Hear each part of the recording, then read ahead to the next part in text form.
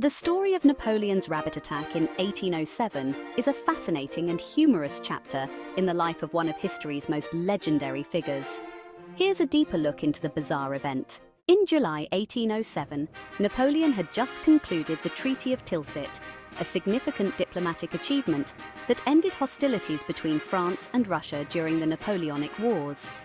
The treaty was a key step toward consolidating Napoleon's dominance over Europe, and naturally, he wanted to celebrate. One of the planned events was a massive rabbit hunt, a popular form of aristocratic entertainment at the time. Napoleon entrusted his chief of staff, Alexandre Berthier, with organizing the hunt. Berthier was an experienced military officer, but perhaps not an expert in hunting logistics. To ensure a successful event, he procured what some accounts estimate to be between 1,000 and 3,000 rabbits. However, instead of capturing wild rabbits, Berthier sourced domesticated ones from local farmers. This crucial error set the stage for what would become a legendary comedic disaster. On the day of the hunt, the rabbits were released from their cages, and instead of fleeing for their lives as wild animals would, the domesticated rabbits, who were used to human contact and associated people with food, saw Napoleon and his men as their meal ticket.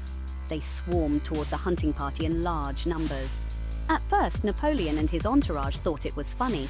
After all, they expected a hunt, not a rabbit stampede.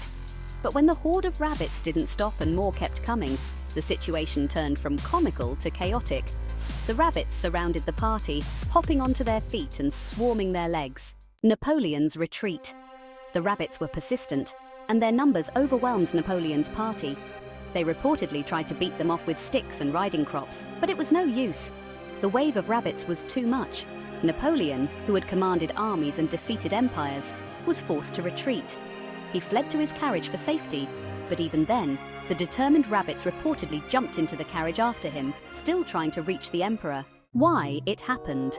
The entire incident can be attributed to the fact that tame, farm-raised rabbits were chosen for the hunt. Unlike their wild counterparts, these rabbits weren't afraid of humans. Instead, they had been raised by farmers who fed them regularly, so they likely saw Napoleon and his men as potential sources of food. When released, instead of fleeing, the rabbits charged, expecting a meal. The aftermath. While Napoleon was known for his ability to conquer armies and nations, this amusing event added a rare moment of levity to his career. Despite the chaos of the rabbit invasion, there were no major consequences beyond some bruised egos and a very memorable story. It became a tale that was passed down through history, showing that even one of history's most powerful men could be brought to his knees by bunnies. Cultural impact. The story of Napoleon's rabbit fiasco lives on as an example of how even the greatest leaders can be humbled by unexpected and often trivial circumstances. It contrasts sharply with Napoleon's image as a powerful military leader, adding a layer of humanizing humor to his otherwise intense and grandiose legacy. This absurd event serves as a reminder that, no matter how great someone may seem, life's little surprises can level the playing field, sometimes in the form of a bunny stampede.